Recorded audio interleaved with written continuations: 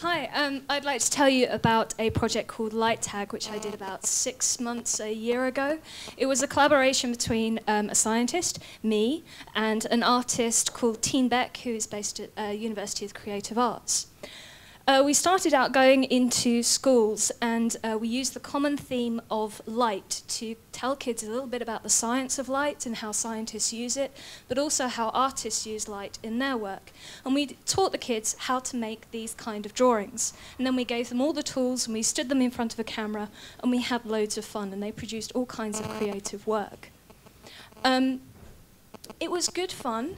It was very creative, but they'd start off very tentatively. This is a typical first drawing that they would make, so this is all long exposure photography. But they learnt that with a bit of coaching and with practice, they could do much better pictures and much more involved drawings. So the next drawing you should see, you can see that they've worked together on this project. They've coordinated their efforts, and they've talked about the colours that they want to use. So it was fabulous. They could work to do individual kind of portraits, or they could work as collaborative groups. We thought this was tons of fun. So we thought we'd like to do a bigger project, but make it slightly more ambitious. So we got together and we thought we would do 3-day workshops. The ones we'd done in schools were about 2 hours. And at the end of it all, we'd get a big class portrait, which you'll see in just a second.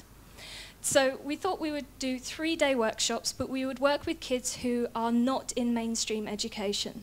So they were the NEETs. They're not in education, employment or training.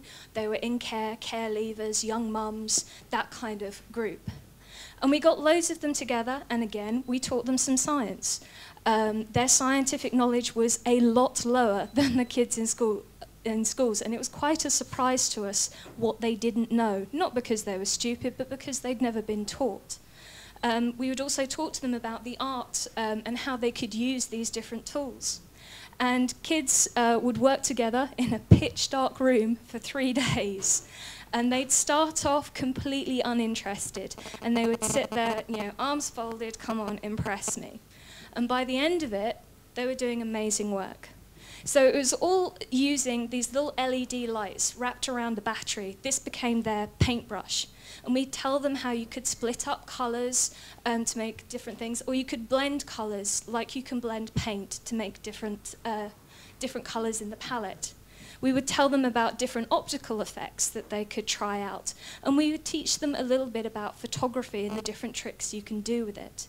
So part of their workshop, apart from using digital SLR cameras, which they all learned how to use, we would also give them pinhole cameras, which they made and took out around the university campuses, and they took photos with them.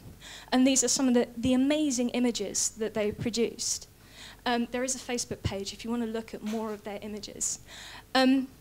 So they started off very reserved, but they got more confident. And they used this because you're in the dark. You can become very playful. You can't see people's faces, so it becomes, you can be more free. You're not being picked out in a crowd. So this kid, yeah, we were just playing around making little zombies and all sorts of stuff. But they told us all kinds of cool stories through their pictures. So this lovely lady here, she was pregnant with her first child, and she was extremely shy. Everyone had to leave the room, apart from her youth worker and the photographer, to take that photo. But now that's on the website, and she's quite happy for everyone to see it. Other stories that came out were all sorts of things. This is our youngest light tagger. This is a 4-week-old baby called Raphael, who was brought along because his mum couldn't get childcare for him. So he came along, and he became the subject of many, many photos, and he was extremely cooperative, mostly because it was nice and dark and there were lots of soft lights, so he slept through most of it. This image was produced by a kid in Canterbury who had lots of issues with anger, and he felt that this was best represented for him through this image of a wolf. And he spent ages getting the right image that spoke about his issues. And there are lots of other similar kind of stories coming out from these kids. This amazing picture, this guy who was very difficult to get to focus. He spent hours cutting out that R2-D2, and he spent even more hours getting the perfect image. If we've got one picture of R2, we've got 100, because he wanted the perfect image. This is Harry. Harry was very, very difficult to get to focus. If you said, wait a second, I'll just go and find it, that was it. He was gone, out the door, not interested.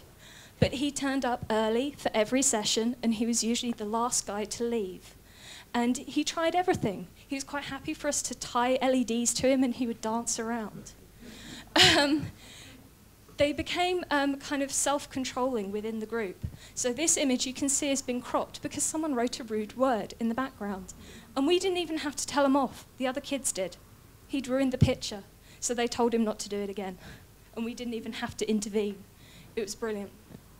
So most of the kids we worked with were NEETs, as I say, but this group were a group from King's College, which is very local to here, and they were quite a mix. There were physical disabilities, life-limiting diseases, young carers, a real mix of people, and they worked amazingly well together. This was based at Farnham.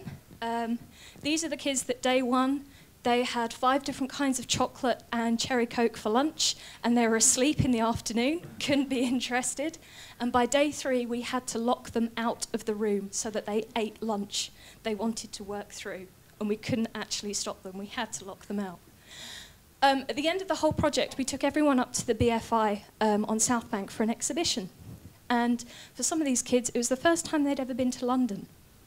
And they saw their work, and they saw something that they'd done that was of worth. One kid told us it was the first thing he'd ever done that he hadn't got arrested for. Which I think makes it all worthwhile. And thank you for listening.